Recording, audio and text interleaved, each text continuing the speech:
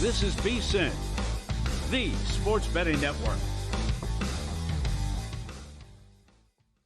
The numbers told the story, they always do. It's one of those idiots who believe in analytics. This is a numbers game with Gil Alexander on VSiN.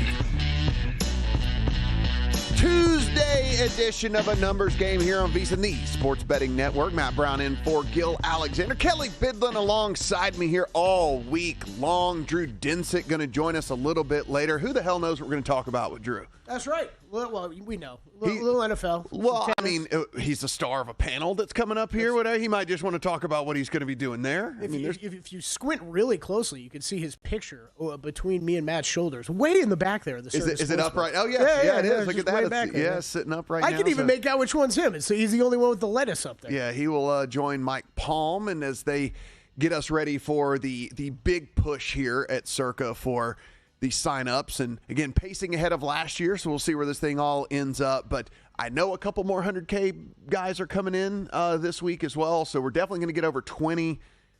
Could we get to 30? We might could get to 30. We might get to 30. I have no idea what to guess anymore on that. I've been off since the beginning. We might could get to 30. It's like I said, I think that the more people that enter, the more enticing it becomes to people with large bankrolls. And when I say large bankrolls, I just mean rich people. Yeah. Because turning 100K into 1.5 for like a hedge fund guy is like, I do that like every 30 seconds. Yeah, like I do that every 30 seconds. But maybe like turning 100K into 4 million might be worth him coming in. Absolutely. Making a flight out or something. I've heard you and Mike Somich discussing that. I think you guys are probably right. The more it grows, more people will come in. But man, we're well over the number I said already. So we'll see. Yeah. We will also talk Major League Baseball. There's some interesting games that are going on today as well. We will get into the NFC and AFC North. We're going all north all the time. All north all the time here. Yeah. You want to let people know why we have a top hat on the desk here? Yeah. Winners Circle Proxy Service. We are announcing 2 more Circa Millions giveaways today on the show, 8:15 Pacific time, so a little over an hour. There's already somebody outside waiting for the announcement. Because he thinks he's going to draw. He thinks we're going to draw his name. It probably could have been nice. So what we did was Bill 80 randomized the list, okay? Then gave me 5 names. They're in the hat. We will each pull out 1 name. I probably could have just been nice and asked what his name was. So we've pre-pulled, and then we're going to – okay. Correct. So there are 5 names in this hat. Whoever wins will have won 2 different contests, that is essentially, correct. because you made the pre-pull, and then you get the actual live pull as well. That is correct. That is what will go down in a little over an hour. They should take this free entry of the millions and then immediately walk down and then also sign up for Survivor, because they're running real pure to win this thing. That's right. Yeah. You won 2 different pulls in order to get it done. But let's talk a little bit about what we saw last night, yesterday, et cetera, et cetera. We knew that the starters were going to play in Cincinnati and Washington. We did get Joe Burrow. We did get a little bit of Jaden Daniels. Joe Burrow looked really good. That said, if you asked him on the sideline, which they did, kind of a long interview. How many sideline interview questions are you allowed? Because I think after 3, then you've kind of held the guy a little bit too long, and this was like a 7-question sideline interview. It's really funny you bring this up. I had the game on TV too at this point on mute, and I thought the same thing though. I kept looking over there. I'm like, I feel like Burrow's been over there talking for like 10 minutes. It was like this. It was the deal of he said, we've got some things to clean up, and we blah blah blah blah, and she's like specifically, what were you looking to clean up? And he's like, off the top of my head, like what? It's just like these follow-up questions. You could tell that they were in her ear, going like, "No, make it go longer." And he's like, "Dude, this is like we're 7 questions in here. Like, can I get out of here?" But plus, he gave the basic football response, right? Like, it was okay, but we got things to work on. Oh no! Then when she made him go specifics, he had to be like, "Well, I missed a throw on 3rd down, and I put the ball on the ground once, and like whatever." Like he literally had to like think of things off the top of his head as to what to say with all that. You had do we call it a bad beat? I guess we'll call it a bad beat. Sort of, except for I got paid out. Really? Yeah. I have no idea why. Except for the same book has done this before. So. Okay. So there we go. Thank you. Winner. Thank you, Sportsbook. Winner, I guess, even though the... I don't want to bring it up. I don't want them to go looking more into it. It was you went in and bet the highest scoring quarter in the game. And in that, there was 21 points in the first quarter, but there was also 21 points in the second quarter. Yeah, I know. I guess you just got dead. Should be a push or a dead heat. I have no idea, but I was paid in full. I like that. Ties paid in full. I have no. The same book has done something similar. Has done the same thing with a similar market before. Mm-hmm. So maybe it is just ties paid in full, but that is very unusual. What we got also in this game was just the story within the story, which was they kept showing on the sideline. Trey Henderson's down there. Yeah. He's wearing a Bengals shirt and just not playing in this. They show him talking to Joe Burrow several different times, him yucking it up. Apparently, the report has come through that they're pretty close to getting this done. The problem being just the guaranteed money. I think they're okay on the length and the total money. It just becomes down to the guaranteed money. This is something that Cincinnati has always been known for being a little bit stingy on, is the guaranteed money in these contracts. And Trey Henderson apparently seems like he is not going to give in on what he wants from a guaranteed standpoint. They talked about it a ton on the broadcast. It's hard to look at this team, and Kelly, this is the preview that you get for every single time anyone talks about Cincinnati. It's just the offense is there. What do they go on the defensive side of the ball? And certainly if you do not have Trey Hendrickson, you're going to be much worse. And so I think now that they're close in principle, someone will give in. Yeah. Maybe they meet in the middle. I think he's probably out on the field in week 1. Yeah, I'll tell you. I think that's where we're heading as well. After those comments from him last night, though. I mean, after reading what he had said to Laura Rutledge on the sideline, just kind of about where they're at, I'm actually far more convinced now this is going to happen. We talked a little bit about all these guys' statuses yesterday, and I thought his was maybe most up in the air, mainly because I was starting to buy into, Matt, if we're going to talk about how trash this defense was, dude was still out there all of last year. How much of a difference can one guy be if you're going to be this bad and you hate spending money? Is it going to make that much of a difference anyways? I mean, yes, obviously he's a great player. He makes a difference with that pass rush on the field. But that defense was still bad last year. So I was coming closer around to maybe Hendrickson's the one that doesn't work out here, but. Man, time's running out on all these guys. This is just starting to feel very odd of how long each one of these deals is taking to get done. I will say this, and this is something I think we just because the narrative is just how bad the defense was, so we just always talk about that. From week 9 to week 18 last season, Cincinnati was actually 13th in EPA play allowed, over the course of the second half of the season. So they got better. So the at least upper half. Doesn't mean they were good. They were at least upper half. So they weren't just complete gutter trash there. We said they were going to name the starting quarterback. We said it was going to be Joe Flacco. It is, in fact, Joe Flacco. He will be under center for the Cleveland Browns to start the season. You and I both kind of disagree with the decision, mainly because he might be good enough to win a couple of games. I don't think that you're trying to win a couple of games. If you're Cleveland, you have to know how far off you are right now. You got to be thinking about, next year, the year after that. But I guess you don't want to go out there and just get absolutely waxed in your first few games and then your fans stop showing up or they start wearing paper bags to games and different stuff like that, which they're going to end up doing anyway. Week 1. Yeah. Which they're going to do anyway. This is going to happen regardless. But Joe Flacco is going to start for this Cleveland Browns team. I think we all saw it coming, and doesn't do anything for me. I still think they're one of the worst teams in the NFL. They're just fractionally better now because he at least has some experience in the league and can figure things out maybe a little bit better than these rookies could if they were thrown in there week 1. Yeah, this is, I guess it's a matter now of how many games does he go, right? I guess I'm expecting we see both rookies at some point during the season. Kenny Pickett maybe traded, maybe let go. I have no idea what's going to happen there. Maybe they really do go into the season with 4 quarterbacks, but man, that is hard for me to believe. I know you and I talked about it yesterday. I really think the original plan was open that Pickett was going to look good, and you'd ride with Pickett and the 2 rookies, and Flacco get cut.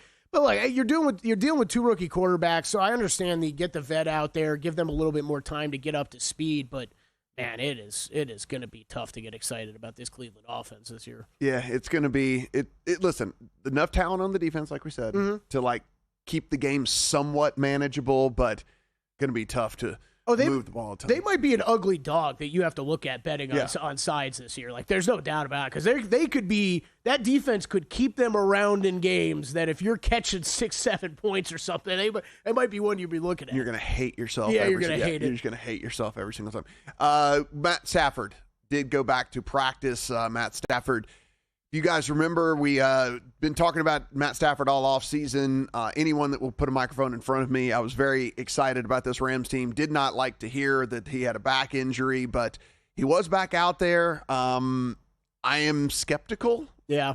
He's old, and back injuries and being old typically don't mix too well, but we will see. Play through the pain, I suppose. He's going to get the best treatment that a human can get, and maybe the best drugs a human can get as well. So I imagine he's going to, Matthew Stafford's a tough dude, so he's going to be out there as much as he can. He's going to endure this pain, but it definitely lowers my ceiling now, I think, on this Rams team, which is kind of a bummer because I was pretty high on them. Yeah, I was too. But I think this NFC West is going to be fun regardless, though. The Niners schedule such cake that I think they're going to be in it no matter what. I do think this Rams team is still good. And I am one of those people that's a little high on the Cardinals, even though I do think the market's probably correctly caught up to where they're at this season. But it's tough with Stafford too, because I think some of the pushback I've heard, Matt, is okay. You know what? He's dealt with a lot of back stuff throughout his career and kind of always been able to play through it.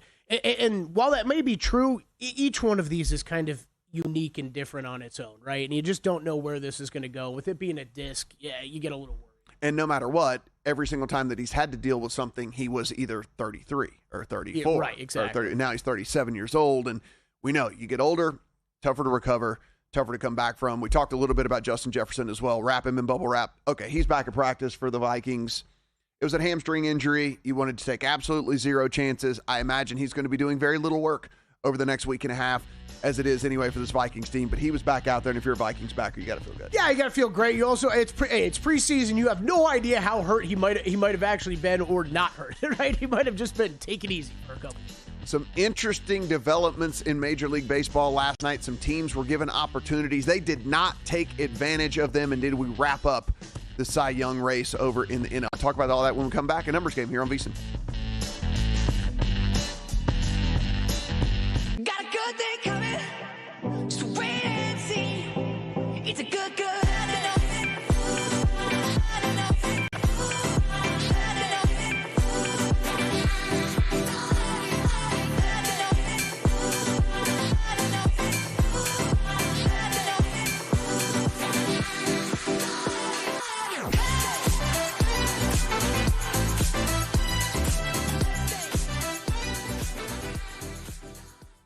Coming up on the next edition of Follow the Money, Matt Humans in for Mitch Moss. We'll be breaking down the MLB card. Astros, Tigers, Mariners, Phillies, and Brewers and Cubs go at it again. Jeff Seeley to talk best bets in golf, and Jimmy Ott on the Saints and LSU and talking some ball. Follow the Money, 4 to 7 Eastern on VSiN, the Sports Betting Network. Now, Sirius XM Channel 158. Make sure you check out the website for all the betting tools and analysis, or go get the VSiN Watch app.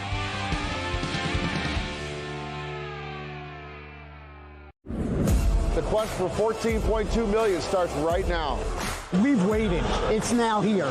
Record-breaking signups, $14.2 million. Also record-breaking chaos. The number one team goes down in week 1. It's crazy, dude. I mean, obviously, this game was supposed to be Bengals blowout. No! I'm done. The dream of going back-to-back is over. Come on, baby! Nobody could see this one coming. No way the number one pick goes down in week number 2, but it did. This has been the craziest year that I've ever seen. By week 4, 75% of the entries are gone. This is a tough competition, and it is not for the faint at heart.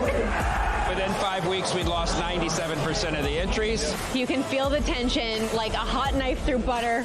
How many survivors will make it to even mid-season? All episodes available now at VSiN.com/survivor.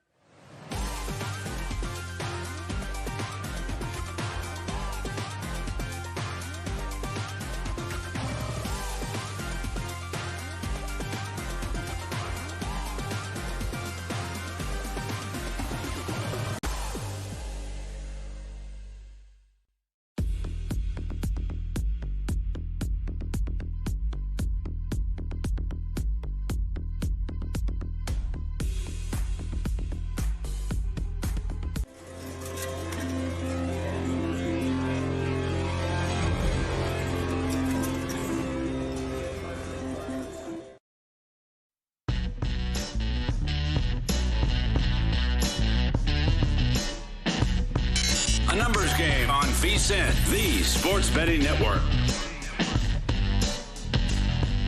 Numbers Game here on VSiN, the Sports Betting Network. Matt Brown and Kelly Bidlin. Thanks for being with us here on a Tuesday morning. Channel 158 over on Sirius XM.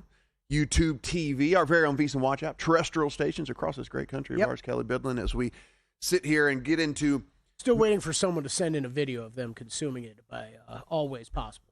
Yeah, I mean, yeah, come on, man. There's all kinds of ways that you can watch this thing, and we do appreciate you guys giving us a little bit of your time. Paul Skeens goes out versus the Blue Jays yesterday, goes 6 innings, gives up 5 hits. He walks 1. He did give up 2 earned, but 8 Ks in that one. We talked a little bit yesterday with Paul Sporer, whether we thought that this thing was wrapped up or not. Then you go out, you get this dominant start from Skeens against the first-place team in the AL East, and I think now, even though the odds themselves did not change, I do think this one now is wrapped up. Yeah. If he'd have gotten lit up, maybe there was some hope for Chris Sanchez, maybe, but he didn't. It was the first-place team in the division, 8 Ks in 6 innings, gets the win, beats them, so I just don't know. I don't know if somebody can catch up right now. So right now you've got, Skeens minus 425. Yeah, odds really have not moved at all, right? Sanchez plus 280. I think they're exactly the same. We were talking about it yesterday. I think what's always interesting, I think this is kind of to your point, we get to this time of year, we could talk about how much runway is left. And there's still a fair amount in the season as a whole, but when you're talking starting pitchers, right, it's just how many starts do you actually have left? And that is much different than how many games that your team has left. And I thought, there was, in the case that I did make about Skeens and being a little bit skeptical was, with this team being so far out of contention for anything, would they just completely roll him back, right? Yeah, he's not going to not start, but he only goes 3 or 4 innings, something like that, but that's not what they're doing with him. I think they do think it's important for him to win this Cy Young Award, so I think that is another one of the factors that's playing in to all this for the fan base too. Give them at least a little bit of something to get excited about. It feels like it's that as much as anything, but I mean, there ain't a lot to be excited about if you're a Pirates fan. There's not. I mean, and you were saying that, I believe the last time you filled in on this show, we were talking about this with Skeens. I mean, and you were not the only baseball bettor thinking that. I know that much of it, really expecting Skeens to be dialed back with innings and workload here down the stretch. It hasn't happened, and I don't know. I guess I applaud the Pirates for doing it. They actually, I mean, if it's not for the fans, who's it for? Right? Because it's not. It would be the safe thing to dial him back. It would, and I think that there's probably super into it smart fans who are going, we don't need this Cy Young. Exactly. We need this dude around with a good arm for more than anything. You mean any Bengals or Commanders fan watching that game last night where it's just get Burrow out of the game. Why is J.D. Daniels running for touchdowns? We talked about missed opportunities because the Pirates did go out behind Skeens and beat the Blue Jays, who are first in that division. However, the Red Sox could not get it done against the Orioles. The 58-67 Orioles beat the Red Sox 6-3. So the Red Sox do not gain any ground on a win that, again, You got to take advantage of when the Pirates are beating the Blue Jays. One of the worst teams in Major League Baseball is getting it done against the division leader. But the Orioles 6-3 there in that one. So Red Sox do not do anything. 68-58 on the season for them. Yankees and Red Sox both 5 back of the Blue Jays right now. Nestor Cortez gave up 3 home runs in the first inning. Nice. And then just shut him down after that. So it was just the weirdest thing. He comes out, gives up 3 bombs in the first inning to the Giants, and the Giants don't score again the entire game, but they still beat the Padres 4-3. So the Padres, talking about teams not taking advantage of opportunities, do not take advantage of the fact that, the Dodgers lost. Not only did the Dodgers lose, the Dodgers lose to the Rockies. So it's another one of those scenarios, Kelly, where you get a bottom feeder beating one of the teams that you're chasing can't get it done. So the Rockies win 4-3 over the Dodgers, but can't get anything from the Padres. And after getting swept, now 4 in a row losses for this team. Yeah, it's this is going to be wild. 2-game lead for the Dodgers up on the Padres in the West. We saw them. It looked like they were going to get back on track with beating up on the Padres over the weekend. You go and drop that. Man, it's another big series with the Padres this weekend upcoming. Supposed to be a doubleheader yesterday. Didn't get it done because of the weather. The Brewers shut out the Cubs 7-0 in the first game. That extended their lead to 9 in the NL Central. So instead, we will play double dip today there in that one. Toronto Blue Jays in that game did have Vlad Guerrero Jr. have some sort of hamstring tightness in that one. They're going to get an MRI today, in his words, to air quote, rule out everything. Yeah. Because he doesn't think anything's wrong. He tried to come back in the game, right, and then got pulled. So, we'll see. But, I mean, if you're a Blue Jays fan, something to keep your eye on. It's a thing. Right. I mean, it's definitely a thing. You're not jumping up and down about that one at all, for sure. So, again, some teams that could have taken advantage yesterday did not get it done, so we'll see what goes on from there. We do have some interesting games today. The Astros and the Tigers. This Tigers team took care of business last night, 10-0 over this Astros team, but this pitching matchup is really what people are going to be focusing on today, Kelly Bidlin. Hunter Brown and Tarek Skubal are going at it here in this one. Two of the better pitchers in the American League, two of the better pitchers in all of Major League Baseball, actually. Hunter Brown has given up 1, 2, 1, and 1 earned runs over his last 4 starts. Kind of the opposite here, at least a little bit, for Skubal, who's given up 3, 4, and 3 over his last 3 starts. And, very un-Skubal-like for sure. This Tigers team kind of let you know where they're sitting. They're getting these really good performances from Skubal, Kelly, but they have 1 win in his last 7 starts because this bullpen is so bad. They have a 4.34 xFIP over the last 3 weeks. They're walking batters at a 12% clip. You cannot be walking batters at a 12% clip whenever you're bringing these bullpen guys in trying to lock down games for Skubal. They're getting by, and the only reason they're not just getting thumped is they're getting by. They have a 207 BABIP against. That is absurdly low. We know that this fluctuates by 3 or 4 points, but you can just kind of say as a general number, it's about 300. About 300 batting average ball in play is what you get against you. They're getting 207 right now. As you can imagine, that is the lowest in Major League Baseball over the last 3 weeks by 32 points. Whew. The next closest BABIP against is 32 points better than this right now. So you can see how they are running on the right side of variance just a ton here in this one. Well, Kelly, I'm going to say that variance flips around today. You're getting a decent price here on the Astros. Hunter Brown has been as good as Skubal has been over the last month. So I'm going to take the dog price here at plus 150 on this Astros team. So give me the Astros. I know you don't want to go up against Skubal, but like I said, 1 win in his last 7 starts because this bullpen has not been good. Astros at plus 150. Yeah, I like the stand by you, and market's following you. This is mainly down to plus 135, plus 140 range. I see a plus 145 out there. You got plus 150, right? Ooh, see, this is why sometimes you got to bet the night before. That's right. Sometimes you do. Sometimes you do. And as I keep telling Gil, if you're the Tigers, Skubal's just going to have to pitch every inning, bro. Yeah, basically go out there and just get it done. Complete game every time.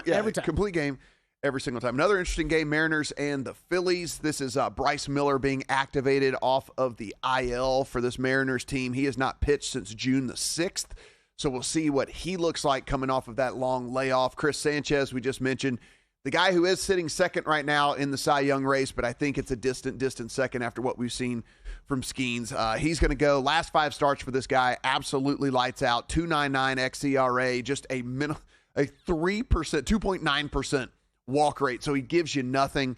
He's going out. He's battling each and every time here. This Mariners team, of course, I thought that they were going to fall off, and they're not falling off. Yeah. And they just continue to kind of hang around. And so I don't have a play here in this one because I don't really know what Bryce Miller is going to look like coming off of the IL. I guess if anything, I would be going against him, thinking that he might be a little rusty after the month-and-a-half layoff, but no actual formal play here. A bigger threat in baseball, win a World Series, Mariners or Phillies? It's the Phillies. I thought it was going to be a quick Phillies call. Well, I'll tell you, it was the Phillies. It was the Phillies until about a week ago. By the way, Wheeler did have surgery, and it's no timeline available is what they're saying right now. So good call. No timeline on him for that one. I mean, listen, if Miller looks good, you've got Woo. You've got. I mean, the pitching staff for the Mariners is really good too to go along with them being pretty good swinging the bat. Finally, the Brewers and the Cubs, we mentioned there's going to be a twin bill there in that one. It looks like as we sit right now, and it is 7:30 in the morning on the West Coast out here, but it does look like the wind is going to be blowing in there in both of those games. We know Wrigley, the most affected ballpark in all of baseball when it comes to wind. It looks like 10 to 12 miles an hour blowing in there in that one. So do with that do with that what you will. Yeah, right now I'm looking at total of 7 in both games. Yeah, so do with that what you will. I mean, it's not an auto play, the whole wind thing or something, but I mean, at Wrigley, it is so incredibly important when you get that wind blowing in. Yeah, so I just, for me, total of 7 though, probably a stay away. But I think maybe from a prop perspective, some of the stuff you could look at should be helping out these pitchers a decent amount. Kelly Bidlin, we have the NFC North, and it is a division that I think some people might be sleeping on, who I think is still clearly the best team in that division, and I've backed that up with my hard-earned dollars. Ooh, okay, I like it. NFC North when we come back here on the Numbers Game.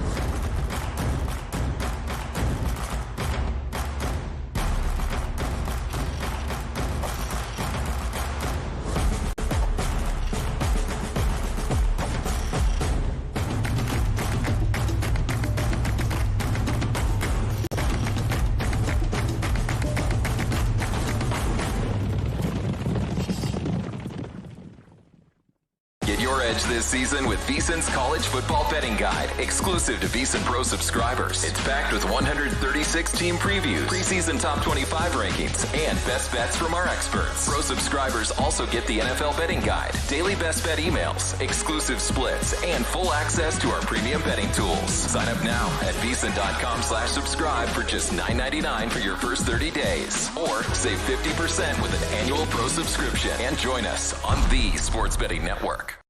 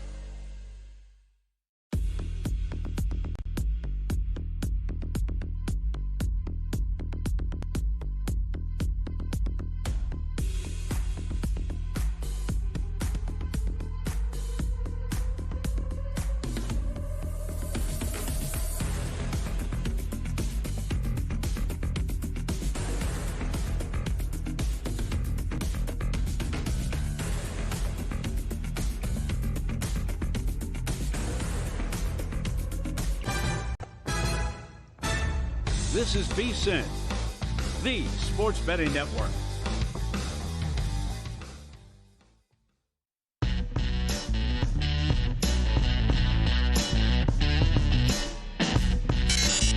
Numbers Game on VSiN, the Sports Betting Network.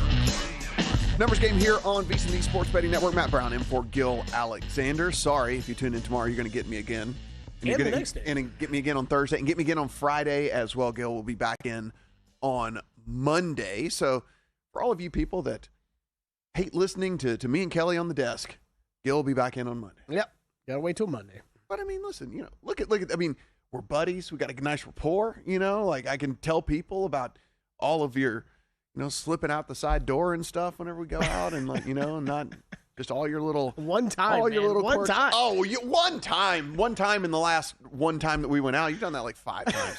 That's a thing. You've never done it. It's like a thing. It's like a thing for you. If you haven't done so, you should start your day over at VSiN.com because we have articles up for all of the different sports that are out there. This is one of the things that you get when you become a VSiN Pro subscriber. You head over to VSiN.com. You can get going for as little as $9.99 to everything that we could do. And you get tennis. You get horse racing. You get all of the golf stuff. You get everything that you don't really have time to handicap yourself. You can even get some UFC stuff over there from Lou Finicaro as well. So VSiN.com/subscribe. Get going for as little as $9.99. Kelly Bidlin, it is the NFC North. And the NFC North is a division in which everybody seems to want to make a case for everybody except for the Lions. And I do understand that the Lions have a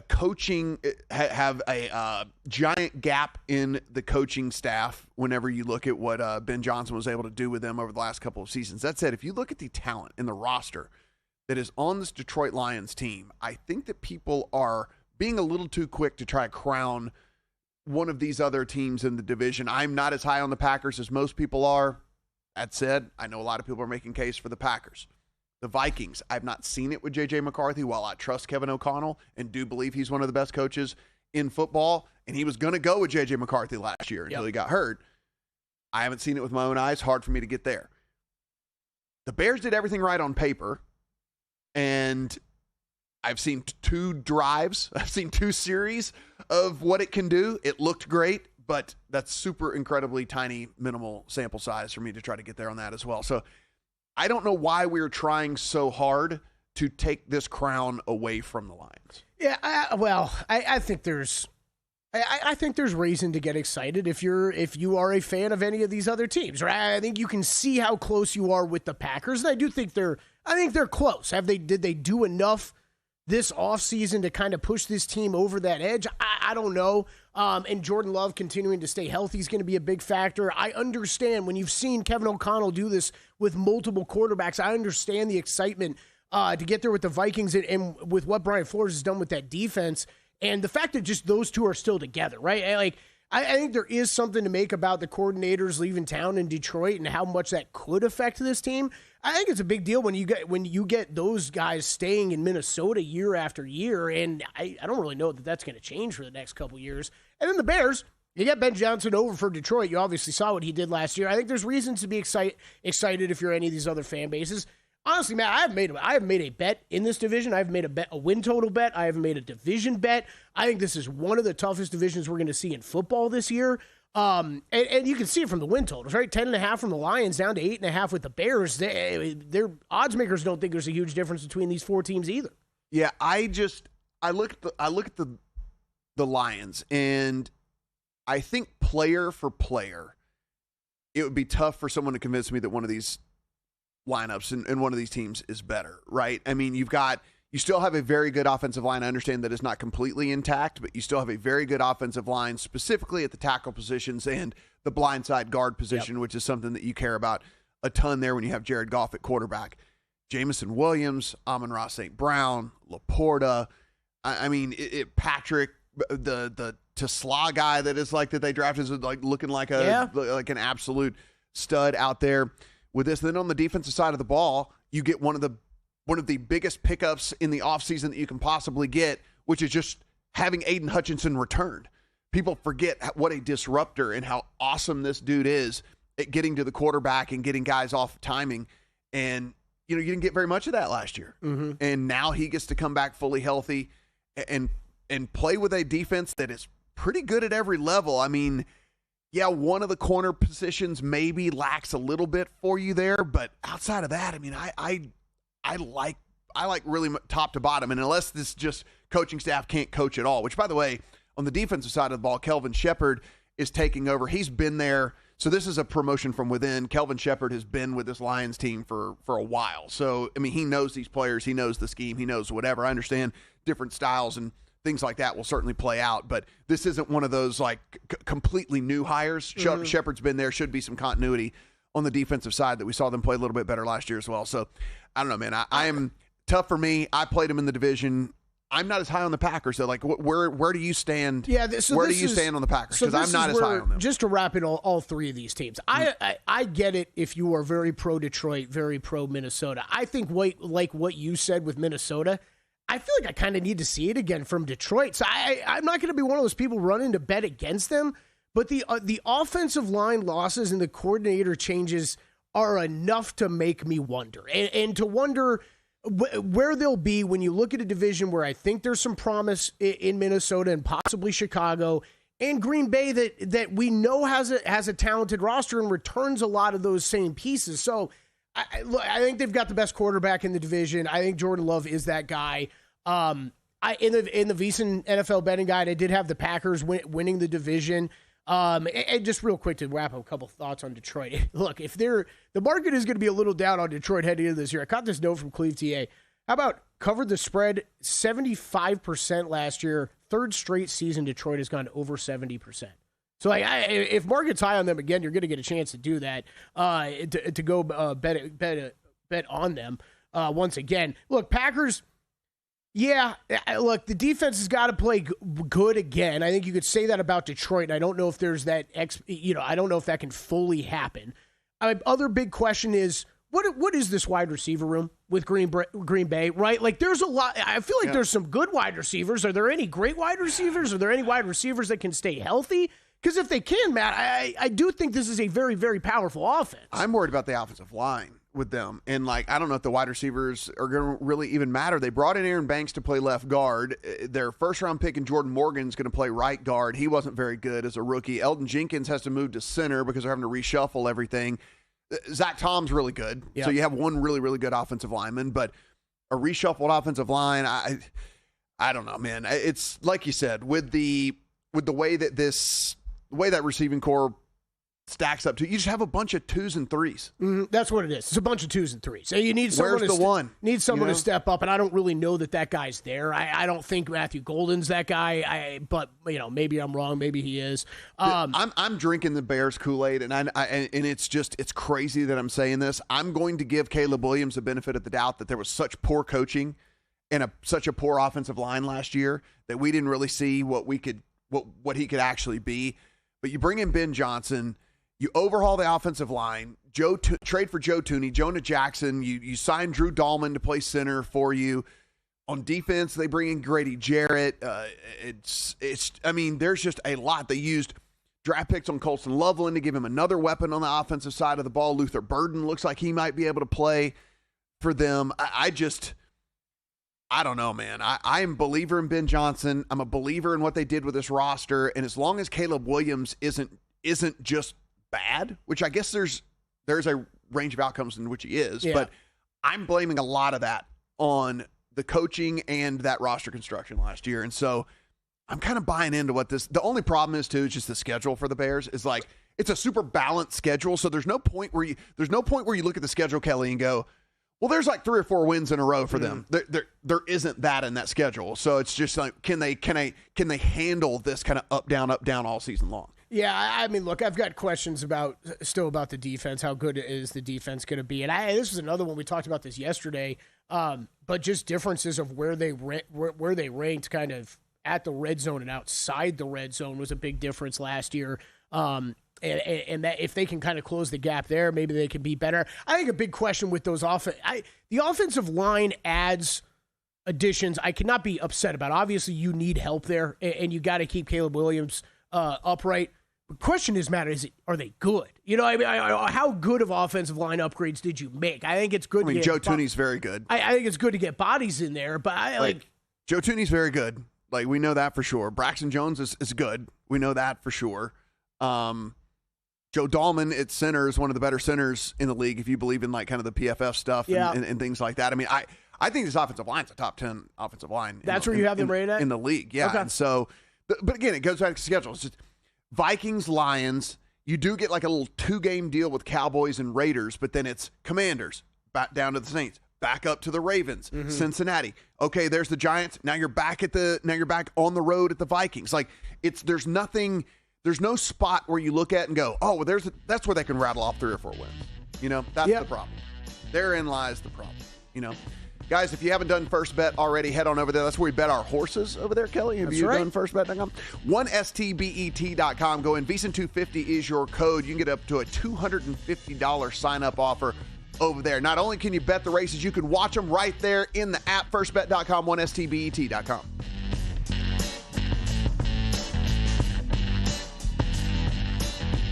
As sports fans, we may cheer for different teams, but there's one thing that we can all agree on.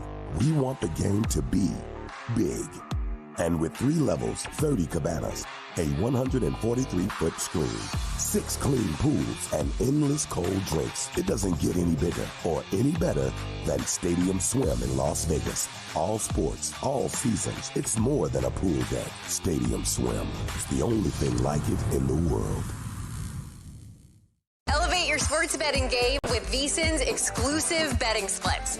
Stay ahead with real-time market trends and track bet percentages on any matchup. Then uncover the edge by comparing them to the amount of bets placed to find out where the sharp money is headed. Upgrade to VSiN Pro to access betting splits, live odds, line moves, power ratings, and in-depth game analysis. Go to VSiN.com/pro to join VSiN, the sports betting network.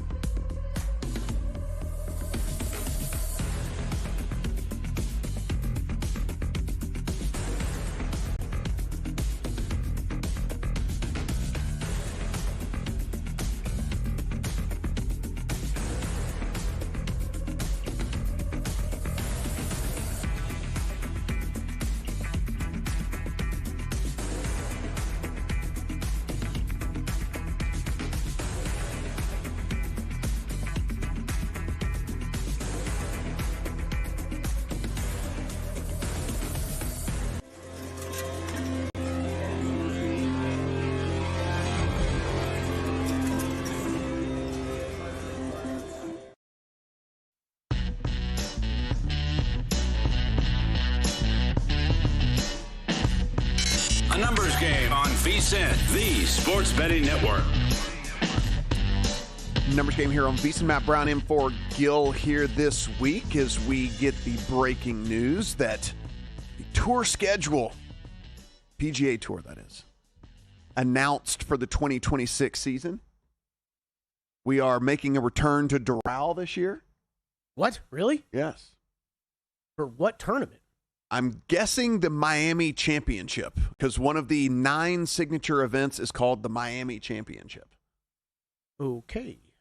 So I'm guessing it's going to be that one, would be my guess. Did that just come out of nowhere? Was I supposed to know that? No, it seems like that kind of came out of nowhere for sure. So what signature event are they replacing? I don't know. So we have the Century, the Pebble Beach Pro-Am, the Genesis, the Arnold Palmer, the RBC Heritage. Now we have the Miami Championship. What's the date on it? That is April 27 to May the 3rd. Okay. Truist, the Memorial, and then the Travelers are going to be your signature events for the upcoming season. All right. Yeah. 35 official FedEx point total events on the calendar. It seems light. It feels like we do long shots more than 35 times a year. It does feel like, it does feel like that. It do does long feel shots like that up later sure. today for the Tour Championship. Yes, if anyone wants to tune in, just hear me say Scotty Scheffler's going to win.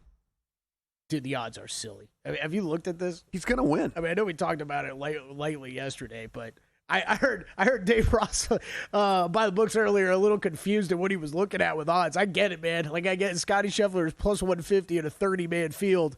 It is going to be easy to look down the board and be attracted by some numbers. I get it. So the real quick here, and then we'll move on. Got some NFL award market stuff that we want to talk about here. But the adjustments to the schedule, the Genesis is going to return to Riviera. Obviously, there was the wildfires last year, so they had to hold that one at Torrey. The Truist is returning to Quail Hollow. Of course, they didn't do that because the PGA was there last year. They are spending consecutive weeks in the Dallas-Fort Worth area with the CJ Cup, Byron Nelson, and then the Charles Schwab in back-to-back weeks. So we got that going on. The Rocket Classic is moving from late June until the end of July. So July 27 to August the 2nd for the Rocket Classic now. Okay. They're going to move feels that a little bit later. Slight adjustments to all those. Yes. Which feels like every golf season, and I never fully understand why. It's the Miami Championship being added to the regular season schedule. That means the Vedanta World Mexican Open will now be contested as part of the fall schedule. Oh, we did know that was moving. So Yes. that makes sense. Okay, now that makes sense. But it's not in the normal Florida swing time. It's after that, which is a little odd. So that's where we're at with all that. Of course, we'll dig into that a little bit further. Maybe have some thoughts on that tomorrow. Yeah, we'll talk some golf tomorrow for after sure. After we get that in. It's just coming through the Twitter machine, So we're trying to react on the fly here. Well, and thanks for Danny back there sending me one. Actually, I think Danny left. I just don't even think he's back there in the control room anymore. Ian Rappaport. Ooh, there it is. There it is. I was right, baby. Daniel Jones is your Colts starter. There it is. As the organization makes a dramatic shift away from Anthony Richardson. Woo! I love my bet. You're not going to be able to get that bet in now. You better get it in right this second. I'm going to try during the next break. I'm following you on that one. You better go. It felt like they were going to go in that direction. All right, so really felt like it was going to go in that Where direction. are you going from here, though, if you are the Colts with Anthony Richardson? I mean, you basically just waved the white flag, right? I mean, if you're not even going to try to get him out on the field week one, you're done, right? You're done with Anthony Richardson. Again, we talked about this yesterday. Tyler Warren, over 525.5 receiving yards on the season. I love that bet. I mean, absolutely love that bet now with Daniel Jones. I'm going to try to tell you. Yeah, with Daniel Jones in at quarterback, I think that bet is. I mean, like I said, I have him with Jones at quarterback. I have him closer to 650. There's a pretty huge edge in my opinion there for Warren. I think he's going to be a huge chain mover for them, and Daniel Jones going to take advantage of having that just.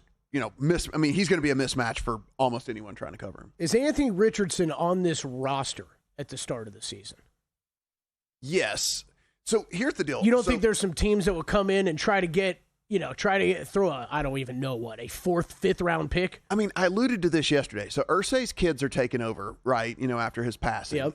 And they said they didn't feel the need to try to rush him into this gig if he wasn't ready for it, right? And they said, we've got him on a rookie contract. It's not like it's this, playing $50 million a year for a guy that's sitting on the bench or anything like that. And I think it's a decent way to look at it, which is we got a guy that was really raw whenever we drafted. Everybody knew this. The whole knock against Anthony Richardson was the fact that he hadn't played very much and his accuracy was suspect. Mm-hmm. And I think we saw that a ton last year. Mm-hmm. So maybe they try to develop him for a year and see if he can play. Maybe he can't play. He might just can't play. So here's my He not be the first rounder that can't play. No, I know. Here's my thing on that, though. I think that makes a ton of sense. If you have a vet waiting in the wings that, okay, you're looking at your team and saying, hey, there's enough talent here that we could actually mess around and maybe make the playoffs this year. We need competent quarterback play. Is there, let's start the guy that Anthony Richardson can sit and learn behind. Mm-hmm. Daniel Jones isn't that guy. To me, this is, if you're going with Daniel Jones, it's just the lesser of two evils in this situation. So there's this little guy last year. His name was Sam Darnold, who had a change of scenery, had a change of coaching staff, and then realized that the pedigree that was behind him was not a complete sham, and he proved that he could play in the NFL. Who is to say that Daniel Jones cannot be Sam Darnold? Yeah, I guess. I'm not there, but yeah, I hear you. I mean, I don't know if I believe Sam Darnold's going to be Sam Darnold. Yeah, I mean, well, true, but I mean, who could flash in one season? I think that what this also says is, as an organization, they look at that division and they think they can win that division. I agree. I agree. I think clearly they're higher on Daniel Jones than I am. I think they look at what Jacksonville's going to roll out and that Houston Texans offensive line, which is entering the season as the worst offensive line in the league by far. Yeah. It is trash. And go, you know what? We're not worried about the Titans at all. We can pick off the Jags and the Texans. I think that's what this move tells you, because you can't mess around with Anthony Richardson, right? Like, you can't mess around with it. You got to go in and put the guy in there that you think has the higher floor, and the higher floor is Jones for sure. Yeah. Probably far lower ceiling, but higher floor for sure. Higher floor for sure, and we don't know on the ceiling. Right, yeah. I'll agree with you on that. We don't know on the ceiling because we haven't seen it consistently enough from Anthony Richardson for me to sit here and say that. But and I think what you're talking about is exactly what the Indianapolis Colts are thinking. I don't know if Daniel Jones is that guy. I just don't know that he's that guy. I'm pretty blown away by it. I thought it was going to be, because this is, we see this almost every year. You could roll out Anthony Richardson if it's not working. Pull him. Okay, we tried it. We gave him some more run. This is not working. But to make this decision now, it's just, man, I think it's really, really damning of Anthony Richardson and what his future is probably like here. Texans plus 105, Jags 3-1, Colts are plus 370. Of course, this is at DraftKings. We say all the time here on the network, shop around. Titans sitting at plus 650. They're in that division. I mean, you're backing on the Texans again, right? I have the Texans, but it's the bet I hate the most of all the ones in my account. Oh, interesting. Okay, I'm backing on them again too, but I don't. Dude, the offensive line is trash. Yeah, I mean, it is bad. It was bad last year, and it's worse this year because they got rid of Tunsil. It was bad last year. And they got the only guy that could play. I know.